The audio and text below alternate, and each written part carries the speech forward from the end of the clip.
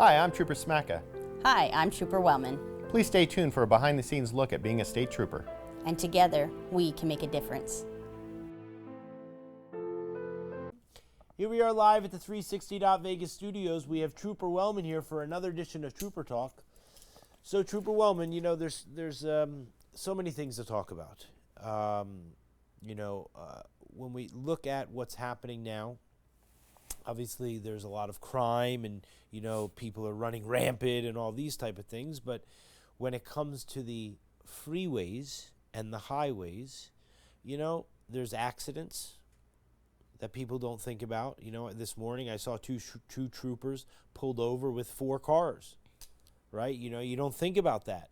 You know, the other day, one of my employees was on the freeway and somebody rear-ended his mom. And so, you know, I don't know what happened, but I'm just saying, you know, like maybe it was a matter of speed or, so when we're on those freeways, we need to take safety and everyone else, you know, it's not just us on the road, right? Right, and so we don't even really call them accidents. We like to call them crashes because 9 out of 10 of these crashes could have been preventable if people would just pay full attention or take personal responsibility, planning ahead, not driving impaired, slowing down, using their turn signal, not being distracted, putting the phone down. All these crashes most likely could have been preventable if they would just paid full attention. Yeah, and when these crashes happen, right? So now you're taking the valuable resources of Nevada Highway Patrol, Nevada State Police, away from maybe trying to catch someone who's drinking or doing something else because now they have to do this. Not that the crash is not important. Yes. It is important. But, you know, there's only so many resources to go around. There's been many times that I've been on a crash and, you know, we say the term code 4, meaning like everything's okay now, everything's calm. We're just doing the investigation, maybe exchanging the information. And while I'm doing that and completing the crash report, you know, maybe an injury crash comes out and it's just up the way or a more severe call is pending and you have to make that decision as an officer. It's like, do I go, do I clear, do I head to that and then I'll come back to this one? You have to prioritize because, you know, our staffing is always somewhat of a struggle, and that's with every agency, and we rely on our surrounding agencies to help us and as they do with us as well. But if people would just, you know, pay full attention and slow down, then most likely these crashes could be preventable, and then we wouldn't have to have these resources tied up, like you said. As well as we like to talk about the ripple effect. Everybody is affected by that crash now, whether it be someone that witnessed it and they're traumatized by what they just saw. So, now they're thinking about that, and who knows if they have someone to talk to about it because they've never experienced something like that before, or the people that are stuck in the traffic now because there's traffic delays now that are late to work. Now it's affecting their income to provide for their families, or you just never know, right? It's like, it's a ripple effect, and you can go on, and that's why if we could just almost turn back time and just make everything preventable if people would just pay full attention or slow down and like we go on and use their turn signal, be courteous to everyone around you because like you just said, they're not the only ones on the roadway. Yeah, and now we're sort of in the summer. You know, people are getting used to now the hot temperature. Sorta. It's hot. It's hot out, you know. I mean, like, you don't want to roll down the windows. You want to keep the AC going, you know. Yeah. And so, you know, in that maybe people drive faster. I don't know. I'm sure there's some study out there that says with the windows up and the air conditioning on that people drive fast. I don't know. But, you know, at the end of the day, we need to take personal responsibility and, you know, drive in a sane manner. I saw just the other day for North Las Vegas, you know, did you see that? You know, the guy got caught, you know, going 40 miles an hour over, yes. right? And then 7 minutes later, whatever, he got caught doing, 170 miles an hour over. I saw that as well. Yes, they were stopped. I believe it was like 75, 76, and a 35. They cited them for reckless driving, which they could have towed that vehicle, and as a courtesy, they didn't. And then he went down the road. I believe it was a male. I'm not sure. That individual went down the road, and then they got it. I think they posted 106. Yeah. So it's like 70 over or something. You know what I mean? The same guy. Same person, whatever they were. With that, showing that, it like clearly shows that they had no regard for the public safety, and that is part of the NRS of reckless driving. So, it's disgusting and doesn't need to happen, you know? Yeah. And so let's talk about the fact of, the DUI and the fact that, in the state of Nevada, we have legal marijuana. Mm-hmm. And so people can legally drink and they can legally, possess and smoke cannabis, Mm-hmm. but not other drugs. And so when we had Lieutenant Munoz on and we talked about the prescription drugs that, if you take them, you need to make sure what you're doing so that you're not getting behind the wheel, right? Yes. There's been multiple times that I've come in contact with people that have driven wrong way or crashed their vehicle, and they're not impaired on the aspect of alcohol or marijuana, but simply their prescription medication. And they'll say, oh, this is what I was prescribed. This is what the doctor prescribed to me. And it's not that the doctor didn't prescribe the right amount, but everybody's body is different and you don't know how it's going to affect you. And so if you are now starting a new prescription or you're adding something to your daily vitamins in routine, just take into account, like, you don't know how your body's going to react, so maybe not get behind the wheel that day and really fill out how the prescription is affecting you prior to getting behind the wheel, because I have seen that happen a lot where people, like, oh, they told me to take 2 and it was too much for them. Yeah. You know what I'm saying? Or even like Yeah. just something as simple as being dizzy or lightheaded, and especially with the high temperatures right now, make sure you're drinking lots of water, especially if you take medication, drink lots of water, stay hydrated, because you just don't know how it's going to affect you. And being behind the wheel of a motor vehicle, just, we always talk about how it has fatal consequences, so please just be careful. Yeah, I mean, and you have fatal consequences if you don't do those things, and somebody else, if you want to be reckless, it's one thing, but you're going to affect someone else where they might not be able to come home for dinner. Right. And so we need to watch that. You know what I I actually thought about you the other day because I was driving home from Tahoe. I went on a family vacation, and I had my wife, my daughter in my vehicle, and we were driving home, and I was in the far left lane, 2 lanes, and this vehicle, I saw him in my rear mirror, because when I drive, I told you I look at all my Yeah. mirrors as I'm driving, not to look for cops, but just for safety. And so I see a car coming up at a high rate of speed, and for a second I was going to make a lane change, but he was coming way too fast. So I was watching, and there's no cars to the right of me or in front of me, and he almost clips the back of my car, makes an unsafe lane changeover, and then he looks at me as he's coming by, and then he clips right in front of me and almost hit the front of my car. So he almost pitted me in the back, and then he almost hit me in the front. And then as he's driving forward, he turns around and he gave me some not very nice sign language, and then continued on at a high rate of speed. And I felt every emotion hit me right there. Okay, I felt scared. I felt protective of my loved ones. I felt angry. I felt like I need to do something. I need to get that license plate. I need to call this in. He's going to hurt somebody. I felt everything rush over me. Yeah. And I was like, take a breath. Like, take a breath. We're okay. We're okay. We're okay. Like, here's the positive. We're okay. I was so upset that, we talk about this all the time, and it's like his choice to drive like that for no reason. And I don't know if he's under the influence. I don't know his mind state. Yeah. Maybe he's having a bad day and he's just taking it out on me for that moment. Either way, he definitely should not have been behind the wheel of a motor vehicle traveling in that manner. But it was like, I see so much death in this position, and I just kept thinking, like, it could have been that fast that I lost my family or they lost me because Yeah. of the actions of that individual. Yes. For what? And I just felt so upset. And I was like, this is what people feel when they get involved in road rage. And I just want people to know, like, we can relate to you. We understand what you're feeling, that emotion. It's real and it happens constantly. So please just take a breath. I had to do it myself. Yeah. And then I actually called it in. They couldn't find the vehicle because he was just traveling at such a high rate of speed. But I did attempt to call it in. But that's why I always encourage the public, like, please, if you see something, say something. Star NHP 911, because we can't be everywhere at all times. Prime example of that, I'm in my personal vehicle with my loved ones just driving, and this reckless vehicle. I didn't hear if anybody got hurt, so I'm assuming that individual made it to their destination, but it was very traumatic, and we didn't Yeah. even get involved in a crash, but it was that close. Yes. And it was just, yeah. Ugh. And here's the thing, You know, so you have to make a conscious decision now. Like you floor your car, right? And you're like, okay, I'm not going to let you get away from me. Yeah.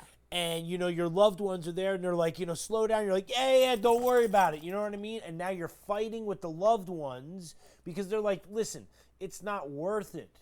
Right. And so at least, you know, like, and again, that comes back to the trooper talk. Yeah. Right? Of, you know, that like, you know, you feel that sense of like, okay, you know, like I'd rather have my loved ones and my car than to be involved with this person who's just a lunatic. Right, and I don't know what they have in the vehicle or anything. Right. Because my instinct was, the officer in me was like, let me get that license plate at least, right? Yeah. I got the vehicle description and I saw the driver, what he looked like, but let me get that license plate. And then I was like, stop.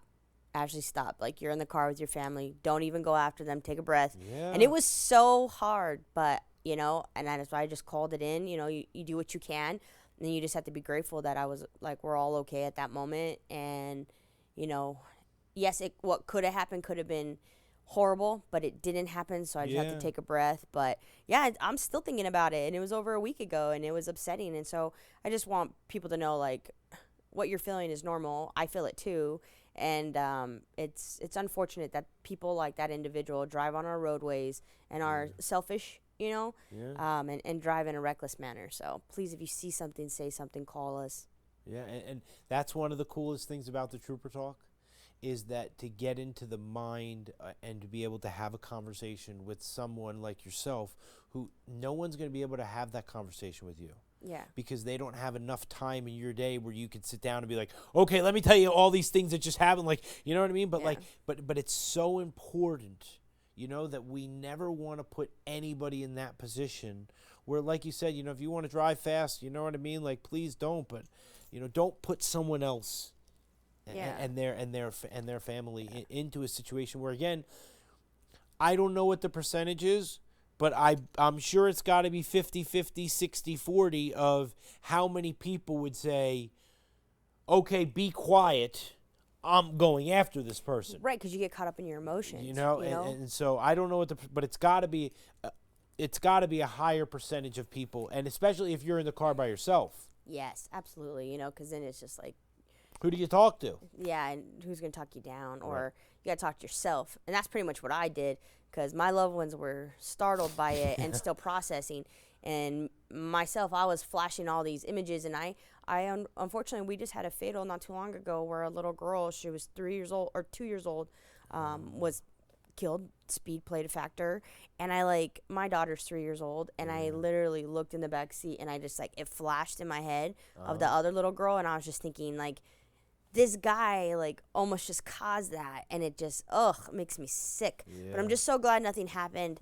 But I thought about us on Trooper Talk and how we talk about these things, and it's just it was very frustrating to say the least. Well, the cool thing is that I got to meet your family when we had the car show the last time. Yeah. And they're fantastic. Thank you. Your wife came up to me and was like, "Oh yeah, hi, how's it going?" And I got to meet your daughter, and she was great.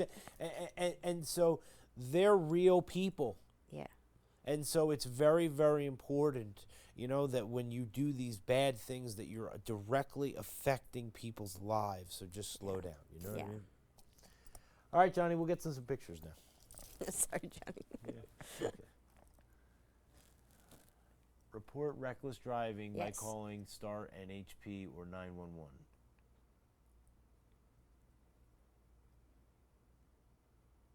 This is one of our troopers up in Fallon that was patrolling, and a wrong way came right at him.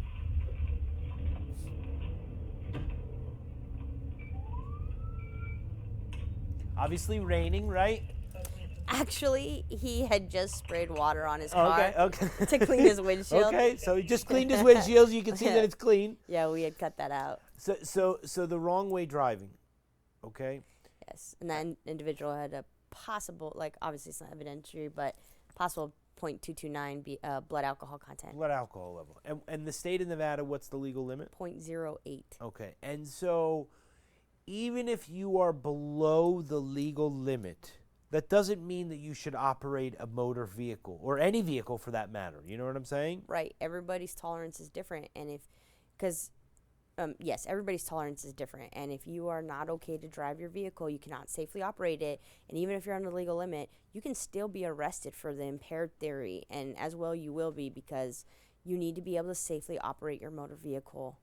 Yeah, and safely operate the motor vehicle is very important. And so if you feel anything, you know, that's not the right time to be behind the wheel. We have Uber, we have all these things.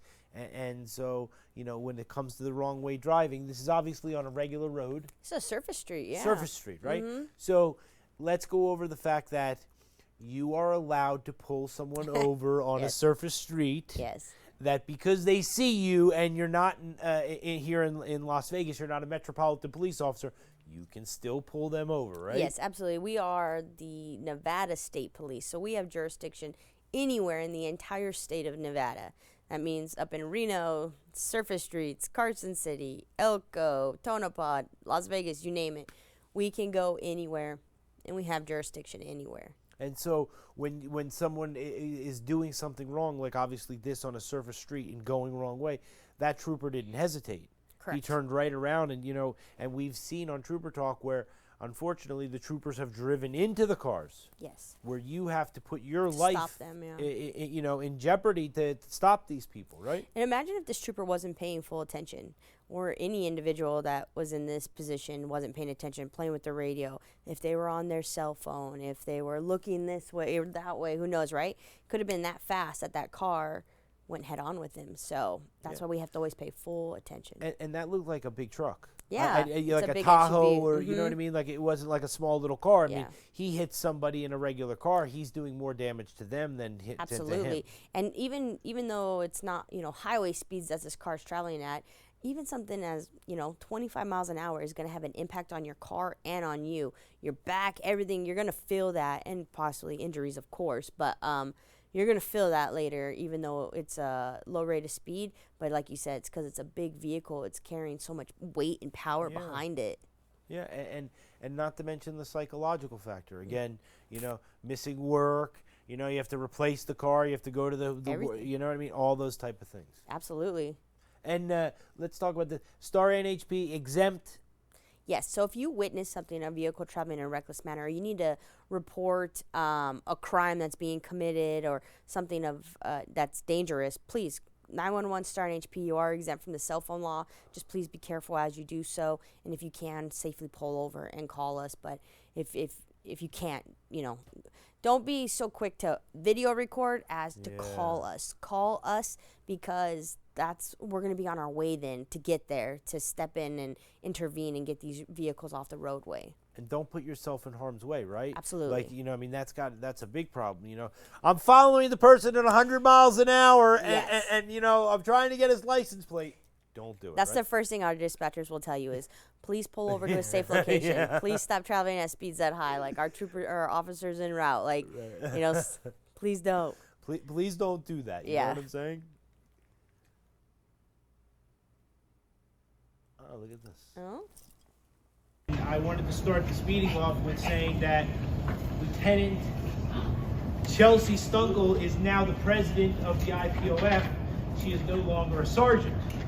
And so I'd like to everybody give a round of applause for the fact that she is now a lieutenant and no longer a sergeant. She has other responsibilities and things like that. And that this is a very special time for her and her family. And, you know, I wanted to recognize that. I wanted to also recognize that Joanna May is here with her family. And, you know, she lost her husband to a tragedy 1 year ago on the 29th of this month. And that it just so happens that on that day was the 1 year anniversary of Lieutenant Eric Lloyd. And so the reason that everybody has two separate patches is to know that there are two families that are not having dinner with their husbands anymore. And so everybody knows how much Mindy means to me and how much Eric means to me. And so one of the things that I have had the pleasure of is knowing Joanna and knowing her kids. And, you know, when I am able to talk with Ashley, you know, that she's always there, and we're always showing pictures on the Trooper Talk. We just finished episode 53 of Trooper Talk. That means we've gone for 1 year of interviewing Nevada Highway Patrol troopers every single solitary week for 53 weeks now. And so it's working. And so, you know, I just want everyone to know that everyone loves you and everyone appreciates you. And so every day that you're putting your life on the line, it's not for nil. And so unfortunately, we have 2 people here that have lost their loved ones. And so it's really important that we take the time and always honor them. And so, you know, I go to the lieutenant's grave every Sunday, and I put the patches there, and I put his coins there to make sure that everybody has coins that they can take and the patches that they can take. And so it's very important. And so I just want you to know that, you know, everyone here thinks of everyone here as a family, and we're all in this, you know, together. And although that I'm not a law enforcement officer, please know that from me and from my business and everything, that we 100% support every one of you in every single law enforcement agency. It's really, really important. And that for the few people that don't, or that feel whatever, you know, it's okay. You know, there can be those type of people, but everybody feels so strongly, and everybody wants you to know that how much you appreciate. And so what I would like to do to end this is something that I did not have the pleasure of doing when I was able to stand in front of everyone at the lieutenant's funeral. And that is to just ask everyone to rise and to just clap in celebration of life for Lieutenant Eric Lloyd and for Trooper Micah May, and know that everybody loves you and that everybody loved your husband and everybody supports you. So this is really about a celebration. So I just wanted you both to know that how much you mean to everybody, and we support you 100%.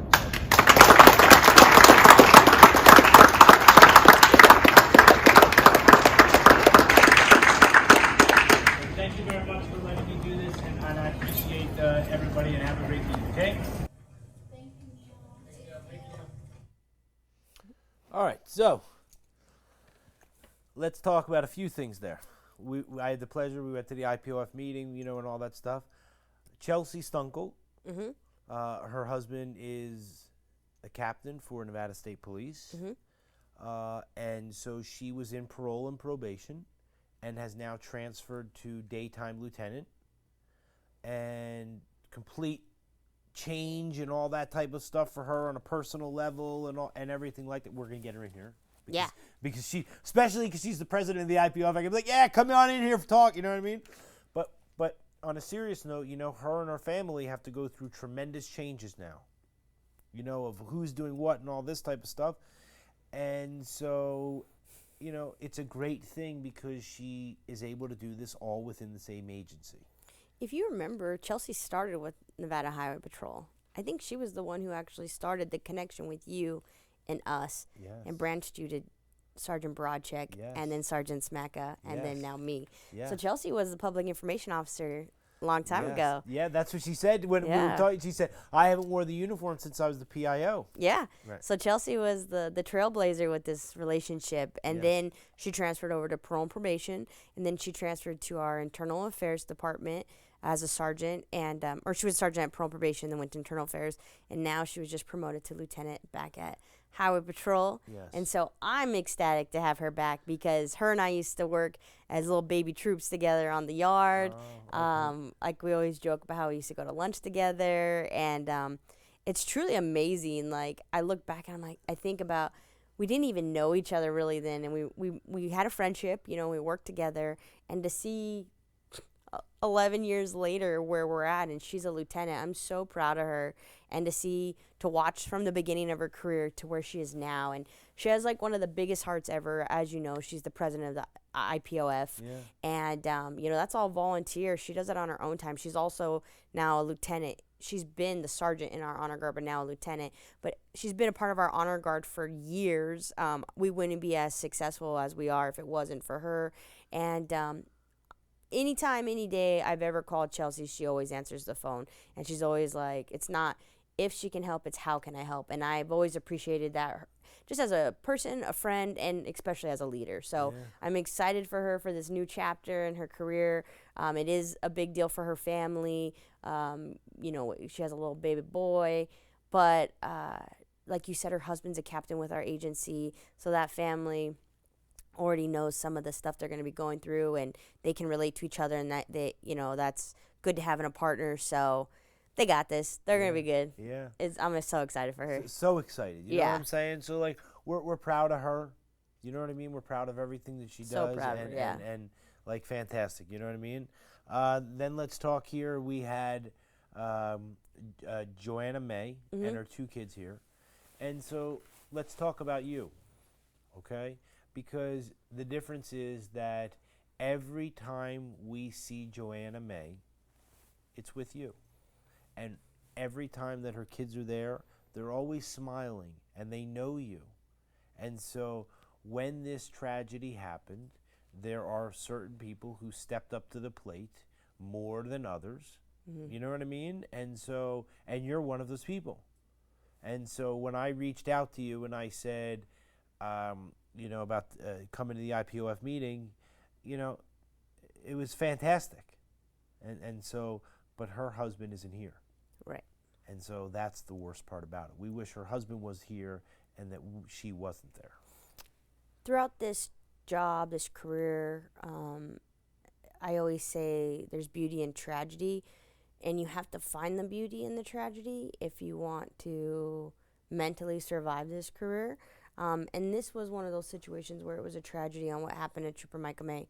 But the beauty is now I have this relationship with his family, and there's multiple troopers that have made relationships with her and her children that the kids go over. Micah Sargent, you met her, retired Yes, now, yes. Sergeant Darla Van Ellen, and maybe we can get her on the show too. But man, she's really stepped up a lot. She actually watches the kids for Joanna. They come over and go swimming at her house. They call her Auntie Darla. Like, she takes them to the lake. They've gone camping. I mean, you name it. And there's another trooper, Wilner, who's really stepped up. That was a part of Micah's scene that day. And he not only helps them in any way he can, but it also mentally helps him, you know, just knowing that the kids are okay. So we've really become a really close family with them. And that's the beauty I see in the tragedy. And I hold on to that. Otherwise, it'll just eat you alive, you know, with all the sadness and stuff. And so we just do our best to be there for them. And I'm very honored to have been in this position and in this role to have the ability to do that for them and be there for them and ease their pain in any way I can. I know no matter what, I can't bring Micah back for them. Yeah. And, you know, I can't bring their dad back. So anything I can do, from those birthday parades to just being with them at events, to let them know they're not alone, you know. And it's a lot, 2 little kids, and to be a single parent. And so when she goes to these events and stuff, it's important for us to step up as an agency, because we preach that we are the family in blue, and, you know, they'll never be alone. And so it's important for us to follow through with that promise. And so something as simple as just watching the kids while she's doing an interview or talking with you, you know, I mean, run after them. Yeah. So, and you know what's so great is, as one of the best things about this event was watching him eat the potato chips. Because it was so innocent. Yeah. And so, you know, you don't realize, well, maybe you do because you have a 3-year-old daughter, right? But you don't realize the things that they do as children that are so innocent, that really just make it so special, you know what I mean? And so, you know, her daughter was there, and, you know, it was really nice, and it was just really nice to just be able to tell her, you know, how important she is and how much everybody cared for her. And, you know, and that's why, you know, at the end, which is the thing that I didn't do when I at the funeral, you know what I mean? But I wanted to do it here because, you know, Yeah, it's very really cool. important, you know what I mean? Like, I want everyone to know that, you know, what we talk about here, that we actually preach. Yeah. And so it's really important. If we didn't preach it, then it's just not good. And so Yeah. anyway, I appreciate you bringing them and all that type of stuff. And you know, over there's Lieutenant Diamond, and Sergeant Whitmarsh, who are on the IPOF, and they come all the time. And I said to Sergeant Whitmarsh when I was hanging out with him at the meeting, I said, "Oh, you look a little bit better," because last time he's like eyes were 3/4 closed. He's like, So he gets off with work. the baby and the what, and all these things, and then he's gonna work. Graveyard. And so, but they look a little bit better, and so maybe there's a little bit of relief coming, with people coming and joining and stuff like that. Sergeant Van Ellen and I were talking when we were leaving, and by the way, thank you very much for having them, and thank you for the kind words. It really did mean a lot to them as well as us. Like, it's been amazing to become part of the IPOF family during this whole process, and you guys have been there from the beginning, and it's almost a year later, and you still have not stopped. So just truly, truly grateful. But Sergeant Van Ellen and I were talking, and we were watching. So Micah May had 2 children. Raylan, who was 3 at the time, is now 4, and then Melody, who wasn't even 1 year old when he passed, and she'll be 2 in September, I believe. And we were watching her run around that room, and they were eating the potato chips, and I had a moment where I was like, when I came into their life, Melody wasn't even walking. Like, Micah didn't even get to see his baby girl walk. Like, those were the moments that were really hard on Joanna. It was like when Melody started talking, and she kind of, she says dada and stuff because her brother would say it. And it's like, oh, Micah didn't get to see any of that. And so watching her run around the room and giggle and play, and she just looks so grown. And I was like, I just can't believe how much they've grown in just 1 year. And then, again, it's bittersweet. Like, my heart breaks that, Michael will never be able to see his children, or, maybe spiritually, but not physically. Right. But that's why we have to be there for them. We have to Yeah. continue, because I don't want them to ever wonder who was their dad. Like, his memory will live on through us, and the stories and the pictures and the memories. So Yeah, so the one thing that I got to do, which I haven't, I have to get from you, is I gotta find out where Mike is buried, oh yeah, okay. because we got to start putting patches there. Oh, okay. You That's know what cool. I mean? So Yeah. I ordered more, and so I have plenty, and so we have to figure out how to start doing that. Because when I said that to Joanna, I said, yeah, I go there on Sunday. But, oh, really? Like, it was kind of like, oh, I wish that somebody would, go there, and and I don't know where it is, but I'm sure people go there. There's actually, not to put their business out there, but Trooper Wellner, the one that's really stepped up for the family and was part of the scene, he goes and visits Trooper Micah May quite often on duty, like on his lunch break and stuff. Yeah. And so, like, he would probably really love that. So we have to get him some patches. Yeah, that's okay, great. and so that way he can continue. I can't get to everywhere. You know what I mean? Right, yeah, but, yeah. But it's very important, because what I found is that people, when they go to those grave sites and they're able to take. Mindy tells me all the time, she runs into people and they're like, I went to the grave site and I saw these patches there and I saw so many, so I figured, maybe I could take one.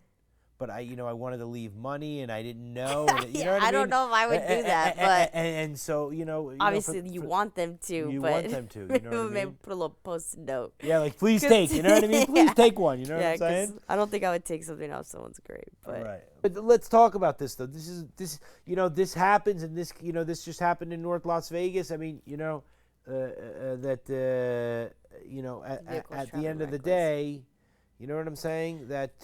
So I believe these vehicles were stopped for speed, going over 30 miles per hour. But one thing I want to point out is they're on the highway, and anytime there's an emergency vehicle, you're supposed to yield to the right. You're always supposed to pull to the right shoulder. Yes. There are some times that the inside shoulder is bigger than the right. You still, by law, are supposed to pull to the right shoulder. Yes. I'm not saying there's not Oh, certain to the situations. left. Look, they pulled to the left, and look at that shoulder size. Yeah. I have to walk up on the inside of that driver door, and there's all this traffic right next to them. So they're putting themselves in danger, plus myself, plus any cars that are Yes. coming by, and people are supposed to be moving over and decreasing their speed But by they the move don't. over law, but a lot of people do not. And so you're putting us in even more danger. Just listen, when you're on the highway, so I tell people, you can acknowledge that there's an officer. Don't slam on your brakes because we're going at least 65 miles an hour.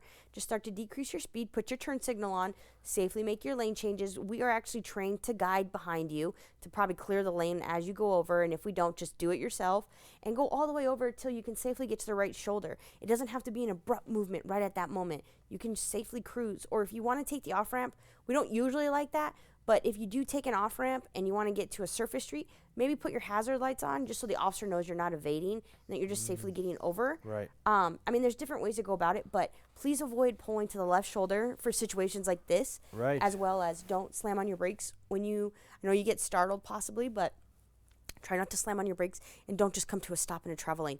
Keep going with the flow, at least 65, and start moving over safely.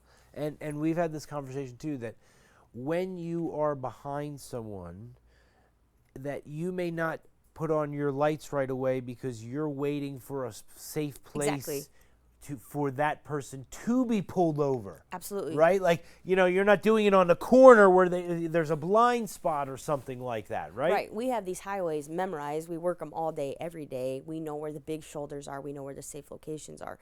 And we're going to activate our lights and siren when it is safe to do so. Right. And so, okay, so the thing to remember on this is do not pull to the left. And I didn't even notice that. Mm-hmm. You know what I'm saying? I mean, Yeah. I see it all the time, people pulling to the left, but you don't notice. But, let's look at how big the shoulder is here comparison to over there. Mm-hmm. And so that's what's important. And again, move over law. Please, yeah. So, this happens on the regular. So, when you see an emergency vehicle on the left side shoulder, or any vehicle on any shoulder, I should say, in general, anybody with their hazard lights on, tow trucks, anything, please move over to the lane to the right or to the left away from them, or at least safely decrease your speed so that you can keep them safe. Yeah. And the last and final thing I'll say is this. He's on a motorcycle. Mm-hmm. And so he's got absolutely no protection, where at least you have a car and people recognize a car. You know what I mean? And he's got, 6 little flashy lights in the back or something like this that, you're going 60 miles an hour, you're blowing past him. Yeah, so the whole time I'm looking at this picture, I was thinking, okay, you're going to do driver's side approach. It's going to be tight because there's no shoulder there. Either you can try to remove that vehicle, or I would also have a backup plan in my mind. If I hear the screeching of tires or if I see a car coming at us, I'm jumping over that Jersey wall. And, those are just different things you think of as a trooper on the highways, because we have to protect ourselves because we are in the danger zone. And there are TV shows that have officers, which will remain nameless, right? But they have had officers, so there'd be a car here, and then this, and that officer has had to jump over because somebody slams into the back of the officer's car. Yeah. Because they're not paying attention because they're so close that they think they're in a travel lane. Absolutely. So, okay. So Trooper Wellman, so thank you. We appreciate you, and we appreciate what we're doing here. You know what I'm saying? So again, we just passed episode 53. Yeah. And so it's been 1 year. It's crazy. And so, so it's with everybody's help. You know what I mean? From now Lieutenant Stunkel, right? Yeah. Assume maybe then you're going to be a sergeant and a lieutenant, or you never know. You never know. The important thing is that we have commitment, and that these people that are watching us really are paying attention, and that we're doing great things. So thank you again. We appreciate it, and we'll say goodbye to everybody. All right, see you later.